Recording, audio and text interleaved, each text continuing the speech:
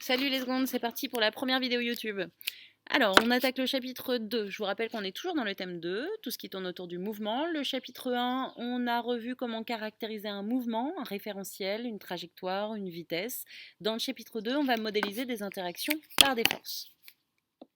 Quand on étudie un système, c'est-à-dire un objet, vous et moi, on est aussi des systèmes, on va lister les actions mécaniques. Ces actions mécaniques, ces actions qui s'exercent autour des systèmes, ont pour conséquence de laisser un objet immobile, de le mettre en mouvement, voire même de le déformer. Ces actions mécaniques, vous devez être capable, autour d'une situation qu'on vous donne d'un exercice, de les lister. Ici, je pars d'un exemple, je pars d'un ballon sur une pelouse, tout simplement, et on va déterminer les actions mécaniques qui sont autour de cet objet. Vous aviez l'habitude au collège de faire des DOI, des diagrammes objet-interaction.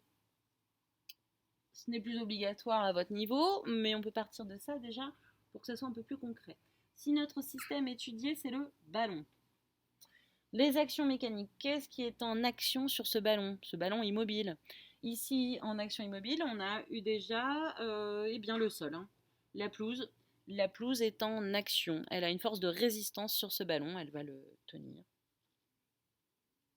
Et vous avez aussi le poids, la gravité, qui ici, on va appeler ça la Terre dans le diagramme.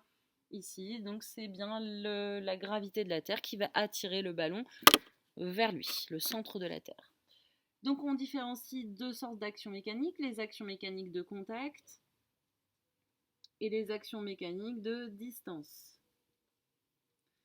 En action mécanique de distance, il n'en existe que trois. L'électromagnétisme, le magnétisme et la gravité. C'est la gravité que vous allez voir, hein, de toute façon, les autres vous pouvez les laisser de côté. Le distance, pour vous, c'est la gravité. Et puis les actions de contact, et du coup, forcément, ce sera tout le reste, tout ce qui est en contact avec l'objet. Et ces actions mécaniques, dans le DOI, on les représente par des doubles flèches, puisque le sol est en interaction avec le ballon, mais le ballon aussi a une action sur le sol. On verra ça plus tard, la réciprocité des forces. Ici, pour les actions de contact, c'est une flèche pleine, et quand ce sera des actions à distance, on a des flèches pointillées. Une fois que vous avez listé ces actions mécaniques, repéré ces actions mécaniques autour d'une situation, vous allez devoir les modéliser par des forces. On modélise ces actions par des forces à l'aide de vecteurs. Avant, on appelait ça des systèmes fléchés. Maintenant que vous êtes en seconde et que vous avez vu ce point-là en mathématiques, on appelle ça des vecteurs. Ici, c'est pour bien les représenter, pour qu'ils soient bien modélisés. Je vous rappelle que modéliser, c'est schématiser un phénomène physique afin de le simplifier, de l'analyser, de l'anticiper, de l'expliquer.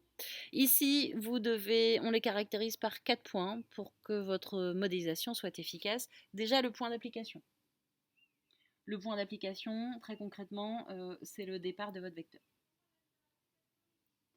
Pour tout ce qui va être action mécanique de contact, ça va être le point de contact ici entre le sol et le ballon. Pour les points d'application de distance, pour la gravité, on prendra le centre de gravité de l'objet. Ça, c'est le point d'application du vecteur. Ensuite, on va déterminer la direction et le sens. Ne pas confondre les deux. Alors, si je prends mon système, on ne va pas s'embarrasser d'un schéma, on ne vous demande pas d'être Picasso, on vous demande de représenter le système par un point.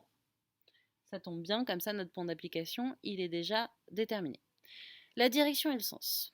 Si je m'applique à ma gravité, si je veux représenter pour l'instant simplement ma force, l'action mécanique Terre, si je veux représenter la force de gravité.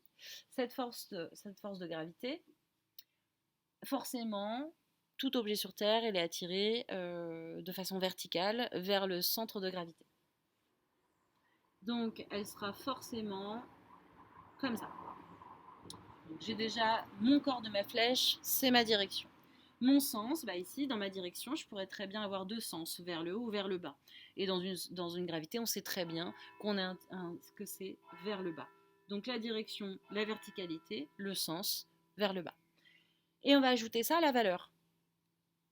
L'intensité de la force, si vous voulez.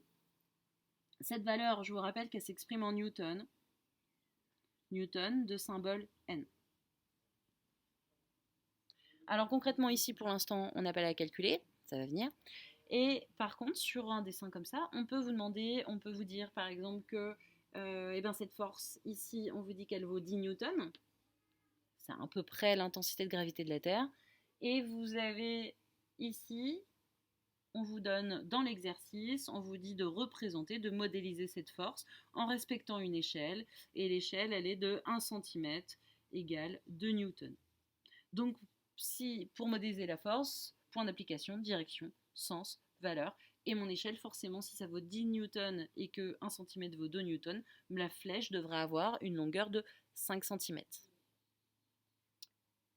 Fini, presque. Comme tout schéma, on va nommer ce qu'on fait. Ici, ma force.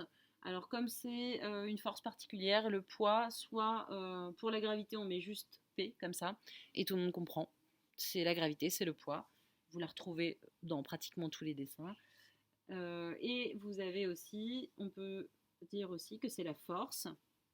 Donc F avec le symbole du vecteur sur le dessus, de la Terre sur le ballon. Et là, c'est complet. Vous avez modélisé la force de la gravité sur ce ballon et vous l'avez nommé juste à côté pour bien comprendre ce que vous faisiez. C'est fini pour ce récap. Vous avez un cours à noter pour fixer le vocabulaire et le réutiliser dans les futurs exercices. À la fin du cours à noter, vous avez une mini-application à refaire sur exactement le même modèle, c'est-à-dire représenter, modéliser une action mécanique, une force, par une force. Et pour la séance suivante, vous aurez quelques exercices d'entraînement avant de continuer d'approfondir sur cette voie. Voilà, à plus tard, bye bye.